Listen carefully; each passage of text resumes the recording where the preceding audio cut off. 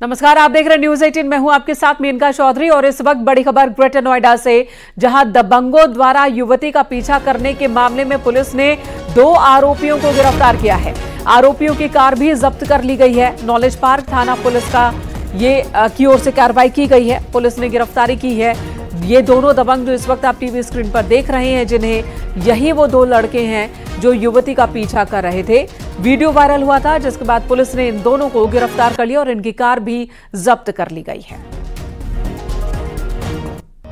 हिमांशु हमारे सहयोगी phone line पर मौजूद है। हिमांशु, इस बारे में और पूरी जानकारी दे, कहां से इनकी गिरफ्तारी हुई, क्यों इन्होंने उस लड़की का पीछा किया था? अब बिल्कुल देखिए, आपको बता दें कि ये घटना 2 तारीख की है और उसके बाद ये वीडियो आज तेजी से वायरल हुआ था, जिसके बाद नॉलेज पार्क थाना क्षेत्र में ये वीडियो है, जिसमें साफ तौर पे देखा जा सकता है कि ये दबंग युवक जो है वो लगातार गाड़ी का पीछा कर रहे थे, ओवरटेक कर असॉल्ट करने की कोशिश कर रहे थे और बोतलें भी फेंकी थी। लिहाजा जब ये वीडियो सामने आया, उसके बाद गौतम बुद्ध नगर पुलिस कमिश्नरेट जो है अलर्ट हुई, एक्टिव हुई और उसके बाद अब ये 2 लोगों को गिरफ्तार किया। साथ ही जिस BMW गाड़ी से ये पीछा कर रहे थे, लगातार रोकने की कोशिश कर रहे थे, उसको भी जब्त किया गया है। आपको बता दें, इस पूरे प्रकरण में जो पुलिस ने जानकारी दी उसके मुताबिक ये रोड रेज का पूरा मामला है। गाड़ी टच हुई थी, जिसके बाद जो युवती थी वो वहां से निकल गई थी, लेकिन ये दबंग प्रवृत्ति के युवक हैं, इन्होंने पीछा किया, कई बार रोकने की कोशिश की और ऐसा माना जा रहा था कि अगर युवतियां रुक जाती या गाड़ी से भागती नहीं तो कोई बड़ी घटना को अंजाम दे सकते थे। अब इस पूरे प्रकरण में 2 लोगों की गिरफ्तारी हुई है और गाड़ी भी इन पर कौन कौन सी धाराएं लगाई गई हैं? बिल्कुल देखिए, आपको बता दें कि शुरुआती तौर में युवतियों से तहरीर ले ली गई है, उसके तहत मुकदमा दर्ज किया गया और गौतम बुद्ध नगर पुलिस कमिश्नरेट की तरफ से यह भी स्पष्ट किया गया है कि दोनों आरोपी जो गिरफ्तार हुए हैं उनके खिलाफ गुंडा एक्ट में सख्त कार्रवाई की जाएगी। जी धन्यवाद आपका हिमांशु, पूरी जानकारी देने के लिए।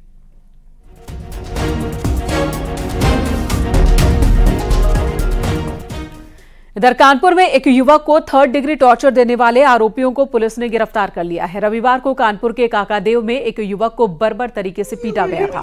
सोशल मीडिया पर वीडियो वायरल हो रहा था। मामले में पुलिस ने संज्ञान लिया, 7 में से 6 आरोपियों को गिरफ्तार कर लिया। मुख्य आरोपी नितिन अब भी फरार है। ये मामला पैसे के लेन देन में हुआ है। पक्ष की तरफ से सुसंगत धाराओं में पुलिस स्टेशन काकादेव में अभियोग पंजीकृत किया गया है। अभियोग में धाराएं हैं 147, धारा 34, 343, 323, 500, 384, 348, 506, 307 और 7/8 पॉक्सो अधिनियम और 67B IT एक्ट के अंतर्गत अभियोग पंजीकृत किया गया है।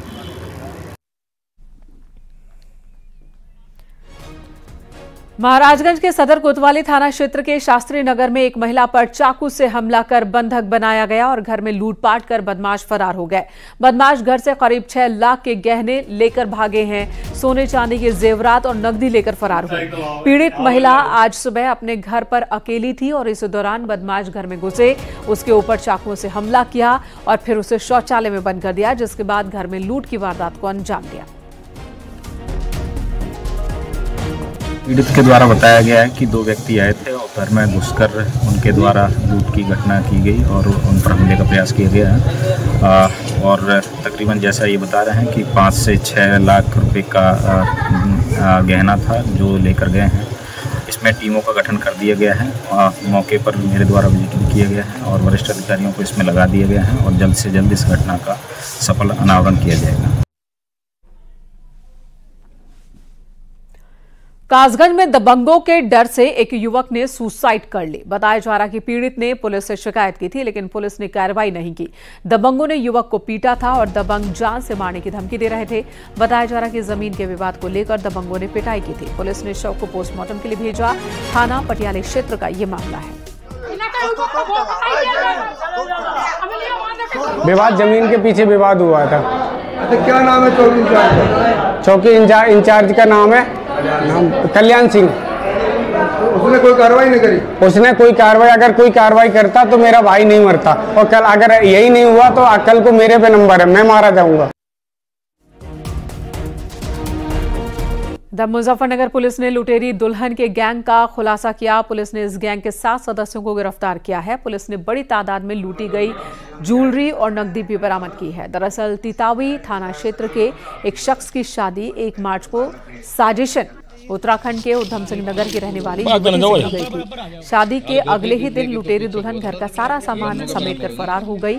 इस मामले में पीड़ित परिवार ने शिकायत की थी। जांच के बाद पुलिस ने दुल्हन निक्की समेत उसके गैंग के 7 सदस्यों को गिरफ्तार किया।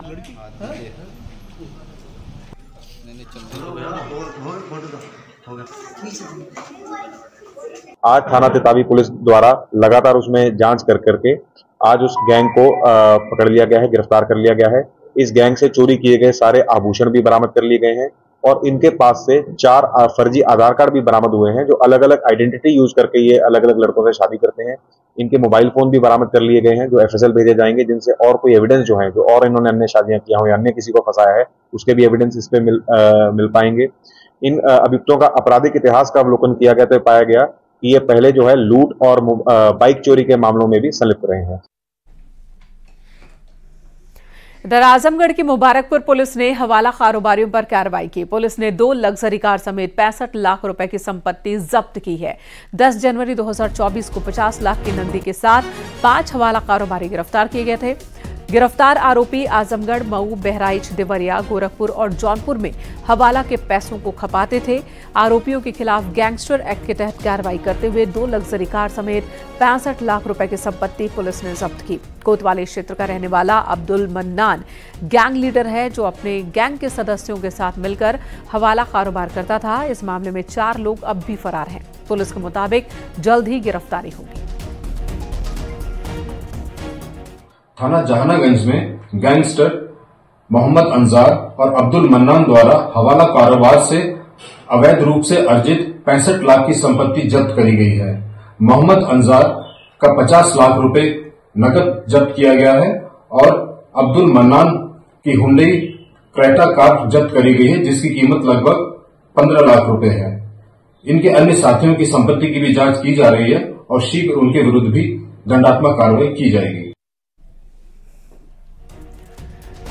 और अब रविकाना से जुड़ी बड़ी खबर। पुलिस ने रविकाना से पूछताछ की, कई अहम जानकारियां हाथ लगी है। रविकाना की 5 दिन और काजल झा की 1 दिन की रिमांड आज पूरी हो गई। रविकाना को लेकर पुलिस देहरादून भी पहुंची। पुलिस को रविकाना के देहरादून वाले घर से 10 लाख रुपए कैश और 9 ट्रकों की जानकारी मिली है। पुलिस ने ट्रक जब्त कर लिए हैं। रविकाना की बहन के घर अट्टा गांव भी पहुंची थी पुलिस। रविकाना की बहन के घर से कैश, जमीन के कागजात बरामद हुए। रविकाना की दिल्ली में कोठी है, वहीं काजल झा के JP ग्रीन आवास पर मिले प्रॉपर्टी के अहम डॉक्यूमेंट्स। पुलिस ने दोनों को आमने सामने बिठाकर पूछताछ की है। गैंगस्टर और स्क्रैप माफिया रविकाना और उसकी महिला मित्र काजल झा की 1 दिन की रिमांड पूरी हो गई है। आपको बता दें कि इस पूरे पूछताछ के दौरान रविकाना की 5 दिन की PCR यानी पुलिस कस्टडी रिमांड ली गई थी। वहीं महिला मित्र काजल, जो फाइनेंसर के तौर पे स्क्रैप माफिया के साथ जुड़ी हुई थी, उसकी 1 दिन की रिमांड ली गई थी। और इस दौरान कई सबूत मिले हैं। आपको बता दें, अगर बात करें नोएडा कमिश्नरेट की, तो दिल्ली, देहरादून और नोएडा के कई स्थानों पर रविकाना और काजल को ले जाया गया था। इस दौरान वहां से कई सबूत मिले हैं, प्रॉपर्टी संबंधित दस्तावेज मिले हैं, कैश बरामद किया गया है और साथ ही जो लेन देन हो रहा था उसमें कौन संलिप्त था उसकी जानकारी हुई है। कैमरामैन संजीव के साथ हिमांशु शुक्ला, न्यूज़ 18 नोएडा। इधर सीतापुर में बाइक सवार 2 लुटेरों ने चेन स्नेचिंग की वारदात को अंजाम दिया। महिला की चेन बाइक पर सवार लुटेरों ने छीन ली और फरार हो गए। चेन स्नेचिंग की वारदात CCTV में रिकॉर्ड हुई है। पुलिस फुटेज के आधार पर बदमाशों को पकड़ने का दावा कर रही है। सीतापुर के बिस्वा कोतवाली का ये मामला।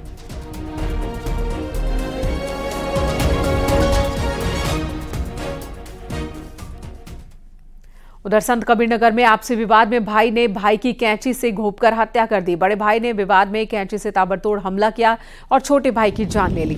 मामला मेहंदावल थाना क्षेत्र के बीमापार गांव का है। सूचना के बाद पुलिस मौके पर पहुंची, जांच की शुरुआत कर दी है। पुलिस ने शव को कब्जे में लेकर पोस्टमार्टम के लिए भेजा है। आज प्रातः थाना मेहंदावल पुलिस को सूचना प्राप्त हुई कि गांव बीमापार में किसी व्यक्ति की मृत्यु हो गई है, जिस पर स्थानीय पुलिस मौके पर पहुंची तो जानकारी मिली कि एक व्यक्ति की कैंची से हत्या कर दी गई है। परिवारजन उसको अपने गांव में लेके आ गए। मौके पर पुलिस मौजूद है, पंचायतनामा की कार्रवाई की जा रही है। तहरीर मिलने पर आवश्यक विधिक कार्रवाई की जाएगी। इधर महोबा में श्रीनगर थाना पुलिस ने तांत्रिक हत्याकांड का खुलासा किया। पुलिस ने आरोपी दंपति को गिरफ्तार कर जेल भेजा है।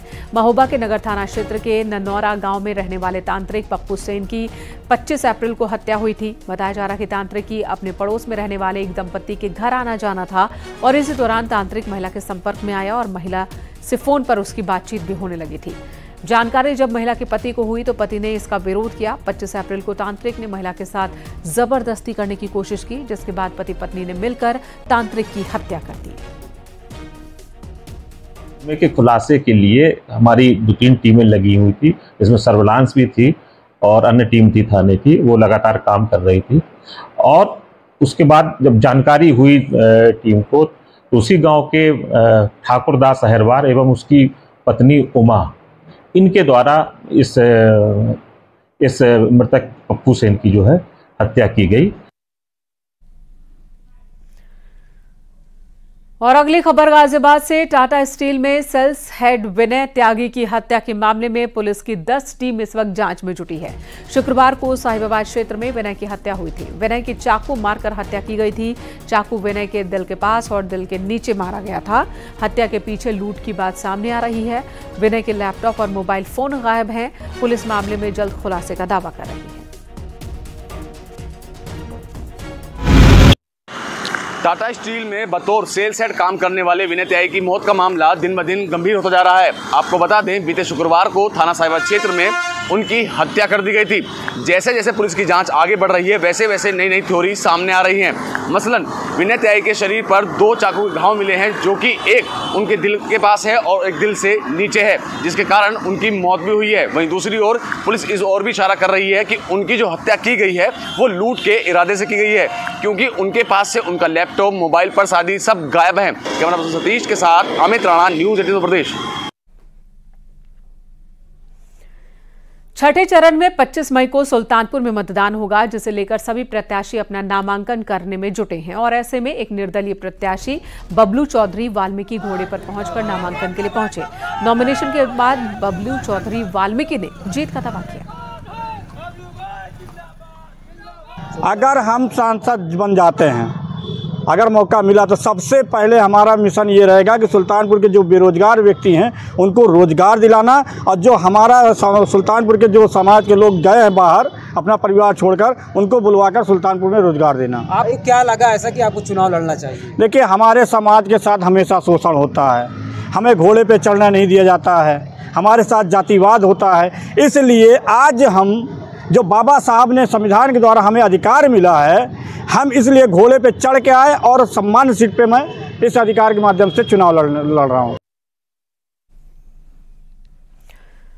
मुरादाबाद में आज बुलडोजर एक्शन देखने को मिला। नदी किनारे बिना अनुमति के अवैध निर्माण करने पर एक्शन हुआ है। बताया जा रहा है कि अवैध निर्माण करने वालों को 1 महीने का वक्त दिया गया था, जिसके बाद उन्होंने जब अपने निर्माण को नहीं हटाया तो फिर आज बुलडोजर एक्शन हुआ। मुरादाबाद विकास प्राधिकरण की टीम ने पुलिस के साथ मिलकर कार्रवाई की है। थाना मझोला इलाके के लाकड़ी फाजलपुर में यह कार्रवाई हुई।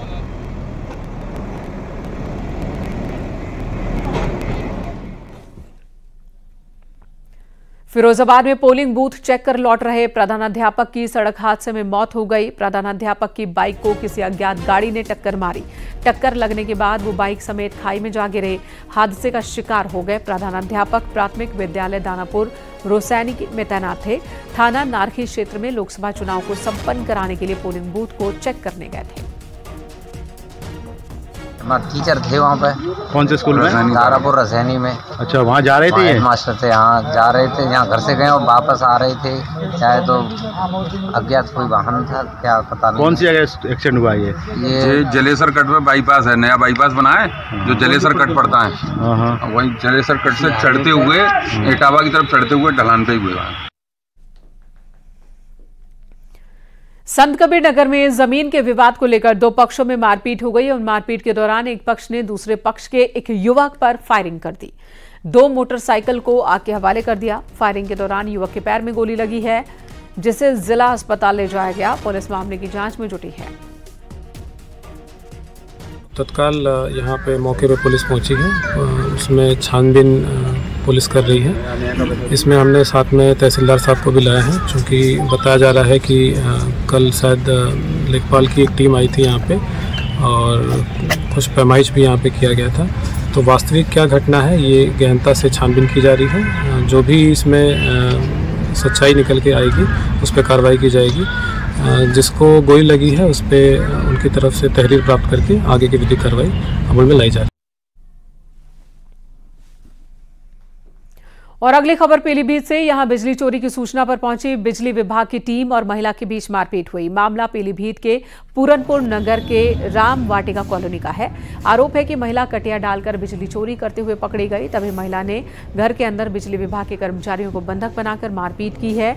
इस मामले में महिला का आरोप है कि उसके पति की गैर मौजूदगी में बिजली विभाग की टीम पहुंची और छेड़खानी करने लगी।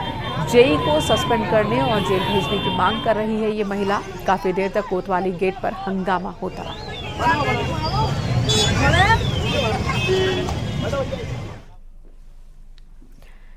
मेरठ में पत्नी की गोली मारकर हत्या के मामले में पुलिस ने 48 घंटे के भीतर ही खुलासा कर दिया। पुलिस ने आरोपी पति को गिरफ्तार किया है। साथ ही हत्या में इस्तेमाल की गई पिस्टल भी बरामद कर ली गई है। पुलिस अधिकारी के मुताबिक अवैध संबंधों के शक में पति ने पत्नी को मौत के घाट उतारा था। मेरठ के नौचंदी थाना क्षेत्र में वारदात हुई। पुलिस ने जब इस मामले की छानबीन की तो पता लगा कि पति पत्नी में अक्सर ही झगड़ा होता था। 48 घंटे के भीतर ही पुलिस ने आरोपी पति को गिरफ्तार कर लिया है। पति और पत्नी के बीच में अनबन चल रही थी और इसी बीच को विवाद हुआ और विवाद में पति के द्वारा इसमें गोली मारकर पत्नी की हत्या कर दी गई है। पति को गिरफ्तार करके जेल भेजा जा रहा है और साक्ष्य एकत्रित करके जो अन्य नामजद हैं उनके विरुद्ध भी साक्ष्य एकत्रित किए जा रहे हैं। इसमें सभी लोगों के भी बयान लिए जा रहे हैं और आसपास के सीसीटीवी फुटेज और जो अन्य जो साक्ष्य हैं वो एकत्रित किए जा रहे हैं। यहाँ रुकेंगे एक छोटे से ब्रेक के लिए। खबरों का सिलसिला जारी है। आप देख रहे हैं न्यूज़ 18 उत्तर प्रदेश उत्तराखंड।